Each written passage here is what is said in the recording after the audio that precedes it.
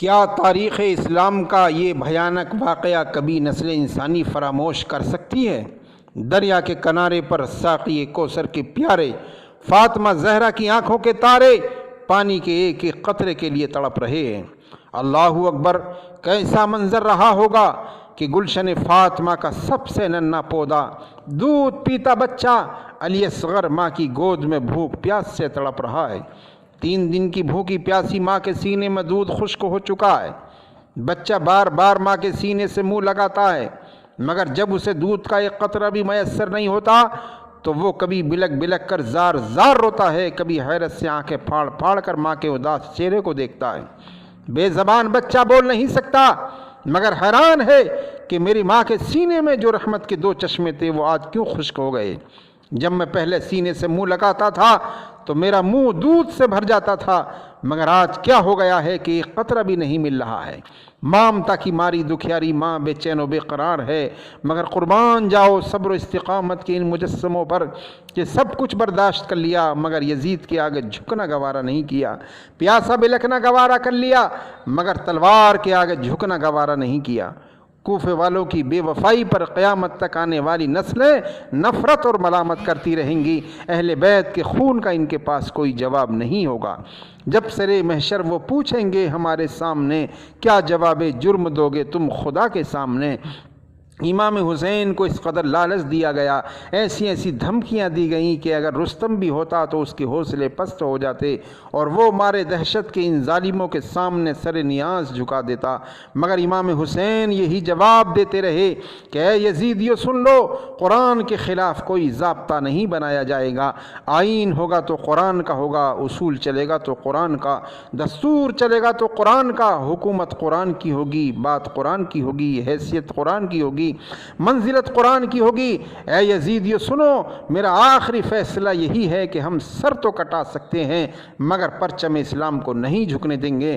ہم خود تو مٹ سکتے ہیں مگر قرآن کو نہیں مٹنے دیں گے۔ ہم اپنی جان تو دے سکتے ہیں مگر ایمان نہیں دے سکتے۔ کربلا کا ذرہ ذرہ گواہ ہے کہ فاطمہ کے لال نے دنیا کی دولت پر لات مار کر راہ حق میں آنے والی تمام مصیبتوں کا خیر مقدم کیا، گھر لٹانا گوارا کر لیا مگر اسلام کے دامن تقدس کو داغدار نہیں ہونے دیا۔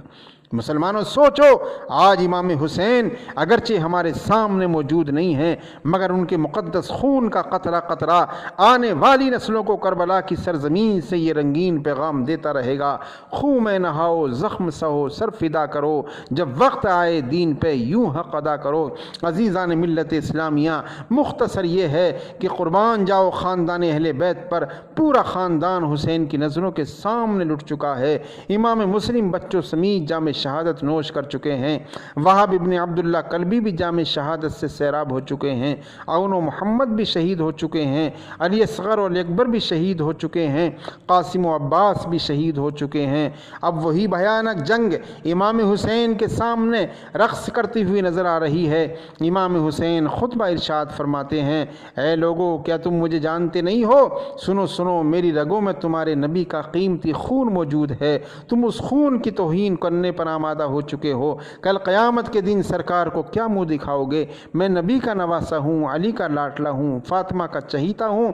ظالموں، ظلم کی کوئی حد ہوتی ہے، تم نے ہمارا پورا خاندان اجاڑ دیا ہے۔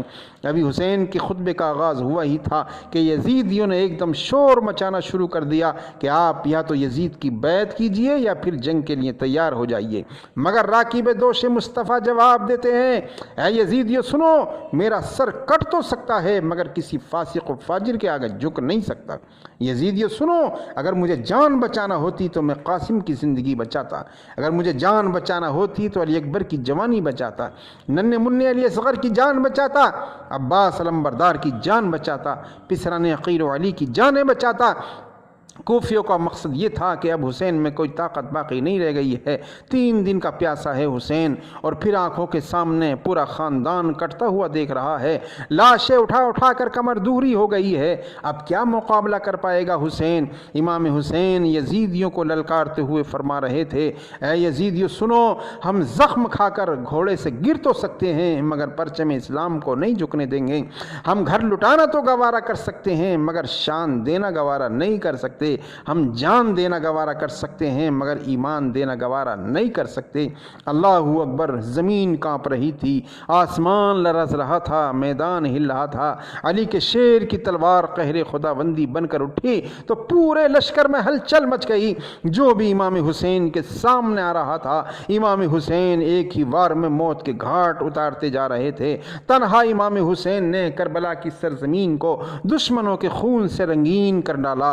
ابن سعد نے جب دیکھا کہ امام حسین تو گاجر مولی کی طرح کاٹتے جا رہے ہیں تو پکار اٹھا کہ سب یک بارگی حملہ کر دو۔ دشمنوں نے حملہ کر دیا۔ ایک ملعون کا تیر امام حسین کی پیشانی پر لگتا ہے۔ اللہ اللہ، یہ وہ پاک پیشانی تھی جسے رسول اللہ چوما کرتے تھے۔